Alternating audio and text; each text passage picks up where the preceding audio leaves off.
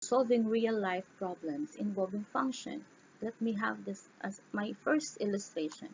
Write a function C that represents the cost of buying X face mask if a face mask costs 65 pesos. Each face mask costs 65 pesos. And if you will have to buy two face masks, its cost will be 130 pesos. So that means your function, your C of x, is equal to 65x. And if x is 1, so you'll have 65, you'll have to pay 65.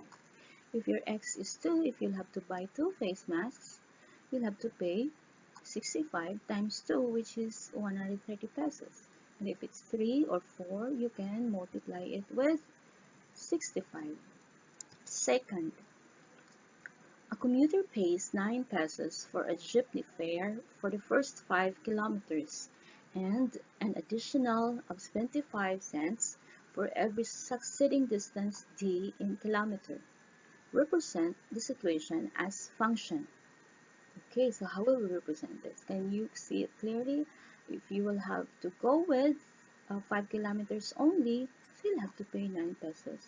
But if from your station you will have 6 kilometers to your to a place where you wanted to go, that means 9 pesos is added with now 75 cents. So that means you'll have to pay 9 pesos and 75 cents. You'll have the function f of d.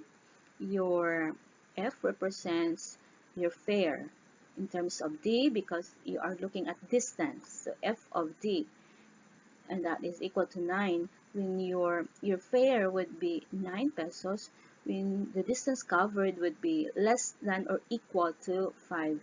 But if it will now be greater than 5, 7 kilometers, what would be your d? Your d would be 2, right?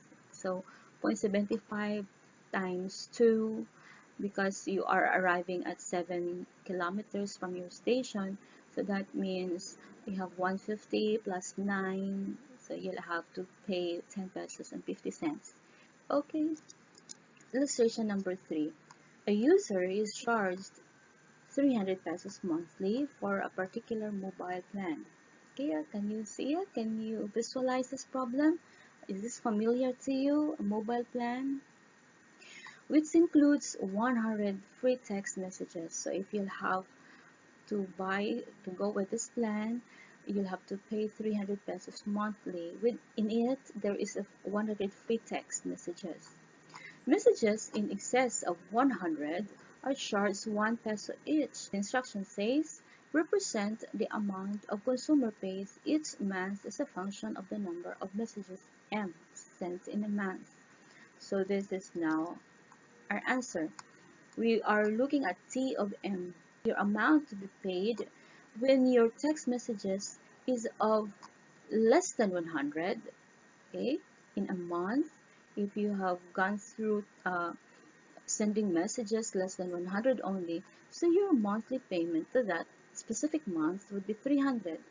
But if another month gives you uh, more than 100 messages covered in a specific month, so you'll have to pay uh, 300 pesos plus the number of 1 peso each text message, right? So um, if you exceed into 15 messages, you have 115 messages in a month. So this M is 15 times 1 is 15 pesos plus 300 is 315 pesos. Let's have number 4. 100 meters of fencing is available to enclose a rectangular area next to a river. Give a function A that can represent the area that can be enclosed in terms of x. You have a river, and then you'll have to fence the area along the river. So that means with this problem, with this figure, no fence is required along the river, I mean beside the river, but what you will have to fence is this area only. Okay, but your material is of 100 meters given already. that your fencing material is 100 meters. So how will you do it? Is that it will give you um, the area that can be enclosed in terms of x. How will we find its area? So we have here variable x and y. What can you see with this line? Is this y also? Since this line is y, this side is y. Since this is rectangular, this is also y. Okay? And this is x. So let's move farther. So again, we'll have this river and you'll have this y and this is your x and this is also y.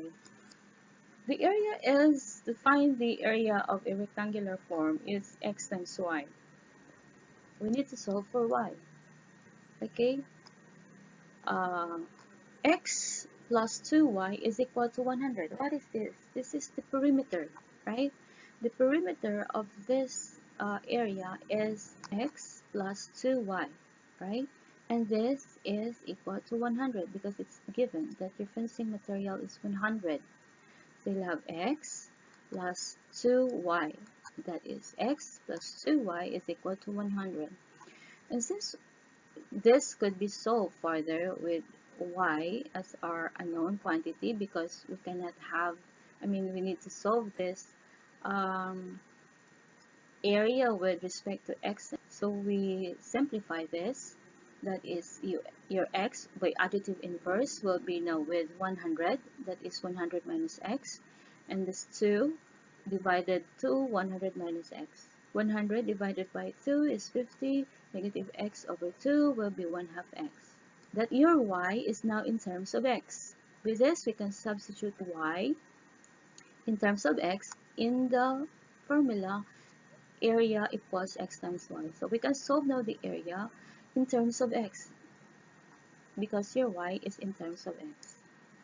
Okay, since a is equal to x plus y, x times y, and y is equal to 50 minus 1 half x, that is we solved earlier, your a will be equal now to x, copy x, and then y will now be changed to 50 minus 1 half x, okay? And we solve further by multiplying x to the quantity. So that is x times 50 is 50x. X times negative 1 half x is now negative 1 half x squared. Oh, so that would be all for today.